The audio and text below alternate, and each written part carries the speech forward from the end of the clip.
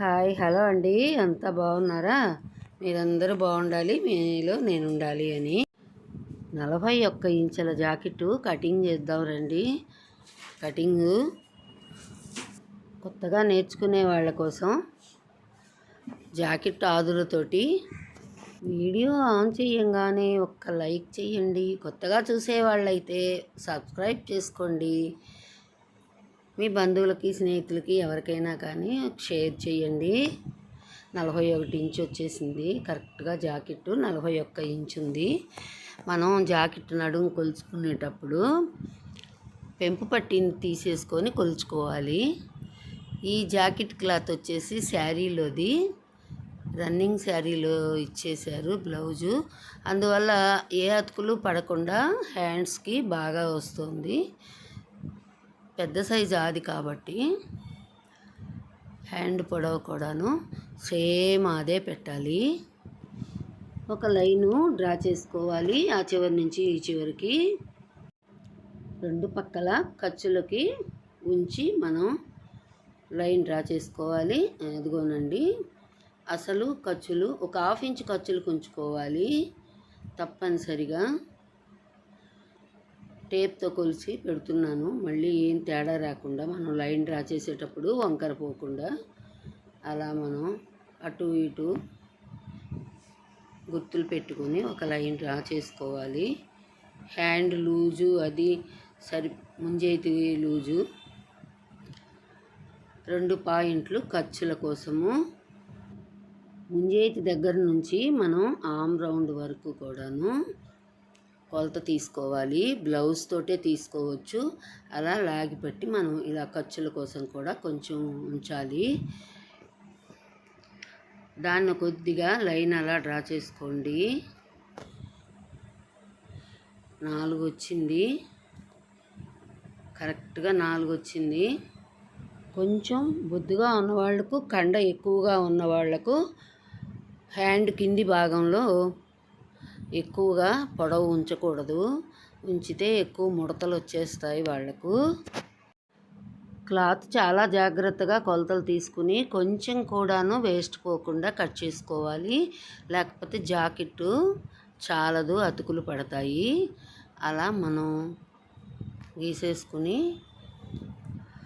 Cut చేసుకోవాలి జాగ్రత్తగా.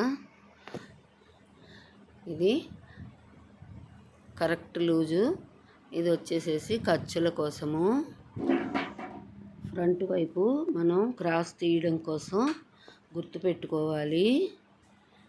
అక్కడి నుంచి మనం ఇక్కడికి అలా మధ్యకు మడిచి ఒక 1/2 ఇంచ్ అలా గీసుకోవాలి. 1/2 ఇంచ్ పైన కరెక్ట్గా మనం క్రాస్ కోసం తీసుకోవాలి. బొద్దుగా ఉన్నవాళ్లకు, సన్నగా ఉన్నవాళ్లకు కొలతలు కొద్దిగా తేడా ఉంటాయి. నేను చెప్పిన విధంగా కట్ చేసుకున్నారంటే కొత్తగా నేర్చుకునేవాళ్ళు మీరు ఈజీగా ఇంట్లో ఎవరివైనా సరే కుట్టగలుగుతారు ఆది జాకెట్లతోటి. అప్పుడే మీరు కొత్తగా నేర్చుకునే వాళ్ళకి అంత టేప్ కొలతతోటి రావాలంటే రాదు.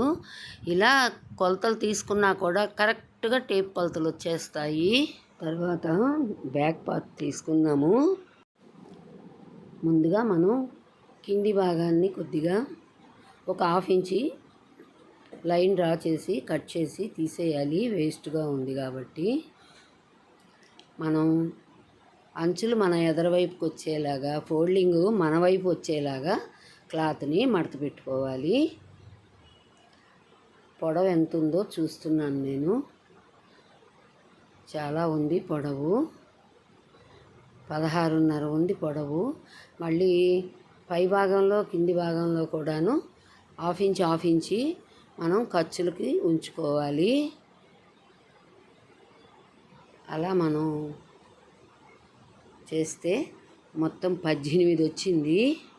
అలా ప్లస్ మార్క్ వచ్చిన దగ్గర మనం మార్కింగ్ బిట్ తోటి కొద్దిగా అలా గీస్తే మనకి కరెక్ట్గా వచ్చేస్తుంది. అక్కడ మనం గుర్తుపెట్టుకుంటే మనం ఒక లైను డ్రా చేసుకోవాలి. ఎంత ఉందనేది తెలుస్తుంది.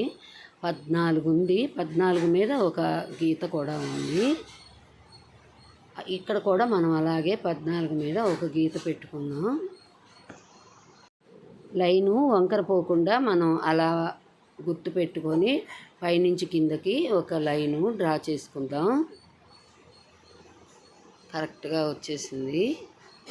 ఖర్చుల దగ్గర నుంచి మనం ఇలా ఒక లైన్ డ్రా చేసుకుందాం. నిలువున కూడాను ఒక లైన్ డ్రా చేసుకుందాం. తరువాత షోల్డర్ దగ్గర మనం కరెక్ట్గా పట్టుకోవాలి. బ్యాక్ నెక్ అలా పట్టుకొని మనం కరెక్ట్గా బ్యాక్ నెక్ని మనం కింది భాగాన్ని మనం అలా ఖర్చులతోటి గీసుకోవాలి. అక్కడి నుంచి మనం నెక్ చూసుకోవాలి. ఆ నెక్ చూసుకునేటప్పుడు చాలా కరెక్ట్గా మెడలు ఇర్లబడకుండా ఉండేలాగా కరెక్ట్గా పెట్టుకోవాలి.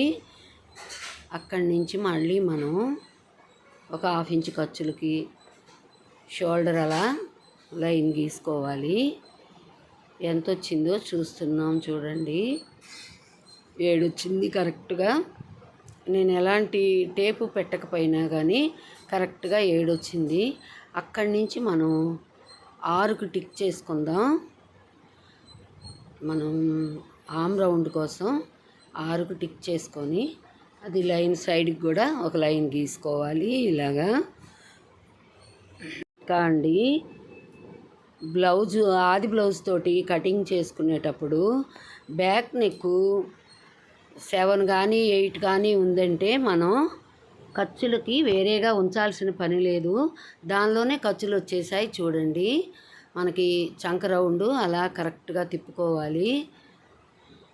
నేను చెప్పిన విధానంతో కొత్త వాళ్ళు కనుక నేర్చుకున్నారంటే కటింగు చక్కగా మీకు జాకెట్లు కుదురుతాయండి. మీవే కాకుండా మీ ఇంట్లో ఎవరివైనా మీరు కుట్టగలుగుతారు. ఇలాంటి ఆదులైతే చూడండి చక్కగా మనకి ఆమ్ రౌండ్ కరెక్ట్గా వచ్చేసింది. అది ఎంత ఉందో కూడా మీకు మళ్ళీ టేప్ కొలత చూపిస్తున్నాను. 10.5 ఉంది. అక్కడి నుంచి మనం ఖర్చులకు వదిలేసి మనం ఇలా చూసుకుంటే చూడండి కరెక్ట్గా టేప్ కొలతలు వచ్చేస్తాయండి. నేను చూపించిన విధంగా మీరు 3 నెక్ ఉంది అక్కడ. మనం 3కి కొంచెం ఒక 1/2 ఇంచ్ ఎక్స్ట్రా పెట్టుకుంటే కానీ కింద మనకి నెక్ రౌండ్ బాగా రాదు. నెక్కుని ఈ విధంగా బ్యాక్ నెక్ అలా ఒక 1/2 ఇంచ్ మనం కింద వైపు అలా చూసుకోవాలి. చూసుకుంటేనే మనకి రౌండ్ షేప్ బాగా వస్తుంది బ్యాక్ వైపు. ఇది బ్యాక్ నెక్ని అలా కట్ చేసుకోవాలి.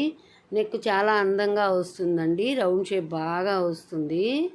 ఇలా మనం అంతా కట్ చేసి తీసేసుకోవాలి. ఈ లైన్ కొద్దిగా డ్రా చేసుకోండి. ఎందుకంటే మనం ఖర్చుల కోసం ఎంత ఉంచామనేది. చంక రౌండ్ కూడా ఆ ఖర్చులకు దగ్గర నుంచి మనం కొలుచుకున్నాము. కరెక్ట్గా 10.5 వచ్చింది. 2 పాయింట్లు మనకి ఖర్చులకు కూడా వచ్చేసింది. నేనైతే ఖర్చులు కానీ ప్రత్యేకంగా ఉంచలేదు. ఈ జాకెట్లో ఉన్న కిట్టుకు అదేను మీరు ఈజీగా జాకెట్ తోటి కట్ చేసుకోవచ్చు. బ్యాక్ నెక్కులు పెద్దగా తొడిగే వాళ్ళకి ఇలాంటి ఆదులు తీసేసుకుంటే సరిపోతుంది. ఎలాంటి టేప్ అవసరం లేదు. కానీ కరెక్ట్గా టేప్ కొలతలు మాత్రం వచ్చేస్తాయి మీకు. కొత్తగా నేర్చుకునే వాళ్ళు టేప్ కొలతలు అంటే తికమక పడిపోతుంటారు కదా. అందుకని నేను మీకు ఇలా చూపిస్తున్నాను. ఎంతోమందికి నేర్పించిన అలవాటు ఉంది కాబట్టి నేను ముందుగా ఇలాంటి కొలతలు చూపించి తర్వాత టేప్ కొలతలు చెప్తూ ఉంటాను. ఇందులో కూడాను కటింగ్ చేస్తూ మధ్య మధ్యలో టేపు ఎలా వచ్చింది టేప్ కొలత అనేది కూడా చూపిస్తూ ఉంటాను.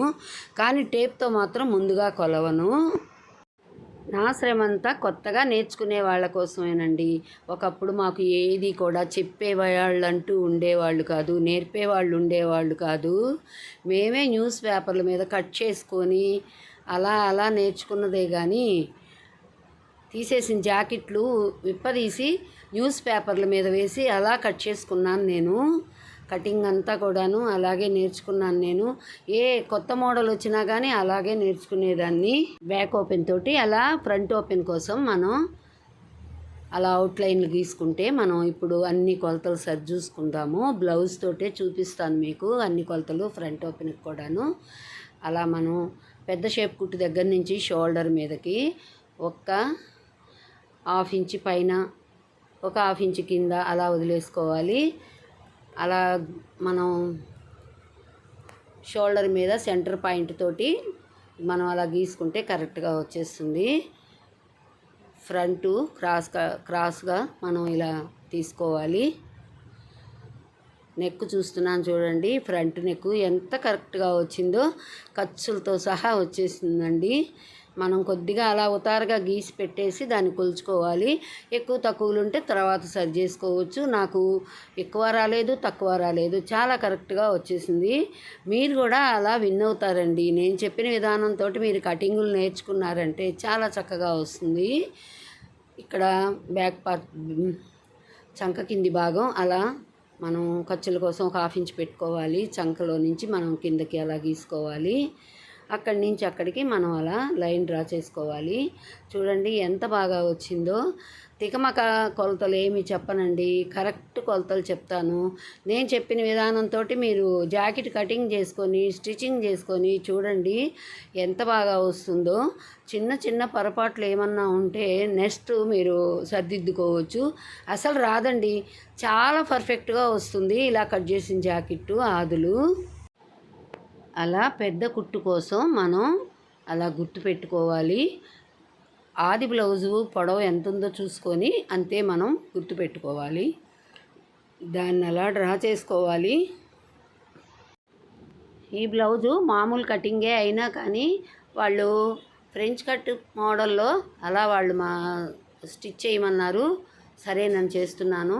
ఎందుకంటే చెస్ట్ ఎక్కువ ఉన్న వాళ్ళకు ఇలా చేస్తే చాలా బాగుంటుందండి. ఇలా చేయొచ్చు. మామూలు షేప్ పట్టీలు మామూలుగానే నార్మల్గానే షేప్ కుట్లు అది వేసుకుంటూ మనం ఇలా ఈ కుట్టుని పెద్ద కుట్టుని మాత్రం ఇలా కుట్టామంటే వాళ్ళకి చాలా బాగుంటుంది. చెస్ట్ ఎక్కువగా ఉన్న వాళ్ళకు, బొద్దుగా ఉన్న వాళ్ళకు ఇలా కనుక మనం స్టిచ్ వేసామంటే చాలా బాగుంటుందండి. స్టిచ్చింగ్ వీడియో కూడా పెడతాను నేను, మీరు చూద్దురు. కానీ తనకి అంతకుముందు కూడా ఒకటి ఇలా కట్ చేసి కుట్టాము. అంటే బాగా పొట్ట భాగం అది బాగా ఉన్న వాళ్ళకి, నడుం కొలతలు ఎక్కువగా ఉన్న వాళ్ళకి ఈ షేప్ పట్టీ లేకుండా కుడితే వాళ్ళకి బాగోటం లేదు. అందువల్ల మనం షేప్ పట్టీకి అన్నిటికీ నార్మల్ జాకెట్ లాగా కట్ చేసుకోవడము, దానికి ఇలాంటి స్టిచ్ వేసుకుంటే చాలండి. చాలా బాగా ఉంటున్నాయి బ్లౌజులు. మామూలుగానే ఫ్రంట్ వైపు హుక్స్లు, కాజాల పట్టీలు అన్నీ నార్మల్గానే వస్తాయి. ఒక్కసారి ట్రై చేసి చూడండి, మీకే అర్థమవుతుంది. బ్లౌజు స్టిచ్చింగ్ కూడా పెడతాను, మీరు చూద్దురు కానీ ఎంత బాగా వస్తుందో. వాళ్ళు బ్లౌజ్ వేసుకున్నప్పుడు కూడాను చాలా బాగుందంటున్నారు. ఆ లైన్లు కొంచెం తిక్కుగా గీసుకొని మనం ట్రాకింగ్ వీల్ తోటి కనుక ప్రెస్ చేసామంటే రెండో వైపు కూడా పడతాయి. మనం స్టిచ్చింగ్ వేసుకునేటప్పుడు చాలా ఈజీగా ఉంటుంది, రెండు పక్కల వస్తాయి కాబట్టి. అలా ట్రాకింగ్ వీల్ తోటి ఒక్కసారి మనం రబ్ చేసామంటే ఈ లైన్స్ అటువైపు కూడా చక్కగా పడతాయి. మనం ఇలాంటి స్టిచ్చింగ్ కనుక ఫ్రంట్ నెక్కు, ఫ్రంట్ ఓపెను అలా ఉన్న వాళ్ళకి, బొద్దుగా ఉన్న వాళ్ళకి ఇలా మనం రెడీ చేసామంటే చాలా బాగుంటుంది. ఆది బ్లౌజ్ తోటి తీసిన కొలతలైనా కానీ టేప్ కొలత అంత బాగా వచ్చేస్తాయి.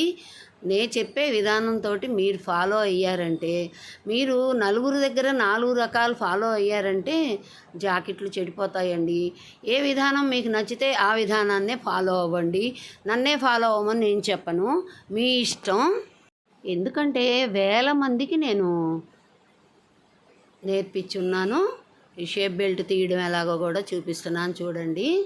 చాలా ఈజీగా తీసేసుకోవచ్చండి. ఎక్కువ తక్కువలు ఏమీ రావు, కరెక్ట్గానే వస్తాయి. కొంచెం పెద్దదిగానే ఉంటుంది వీళ్లకు షేప్ బెల్ట్ కూడాను. అలా ఉంటేనే వాళ్ళకి స్ట్రక్చర్ బాగా వస్తుంది స్టిచ్చింగ్ అయిన తర్వాత. లేకపోతే వాళ్ళకి సరిగ్గా నీట్గా రాదు, కుదరదు, వాళ్ళు అంత ఇష్టపడరు. బాగా బొద్దుగా ఉన్న వాళ్ళకైనా నేను చేసే కటింగ్ విధానం మాత్రం చాలా బాగా సెట్ అయిపోతుందండి బ్లౌజులు.